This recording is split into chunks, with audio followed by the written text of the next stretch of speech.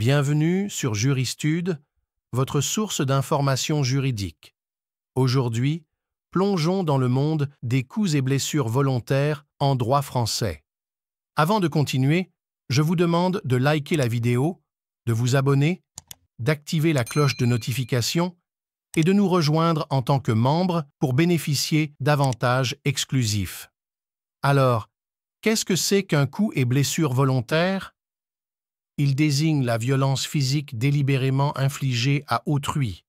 L'article 222.1 du Code pénal énonce que donner volontairement des coups ou blessures n'entraînant pas une incapacité totale de travail permanent de plus de 8 jours est puni de 3 ans d'emprisonnement et de 45 000 € d'amende. C'est une infraction pénale sanctionnée de 3 ans d'emprisonnement et de 45 000 € d'amende. Les lois sur les coups et blessures ont évolué dans l'histoire. Par exemple, au Moyen Âge, ces actes étaient pas souvent réglés de manière privée, contrastant avec la formalité actuelle de poursuite pénale. Pour constituer cette infraction, 2 éléments sont requis, l'élément matériel, les coups ou blessures volontaires, et l'élément intentionnel, l'intention directe ou indirecte de causer des dommages. Voici maintenant quelques cas particuliers. Cas 1. L'auteur donne des coups à sa femme, la blessant et nécessitant son hospitalisation. Il est condamné à 3 ans d'emprisonnement. Cas 2. Un adolescent fracture la jambe d'un autre en lui donnant un coup de pied. Il est condamné à 5 ans d'emprisonnement.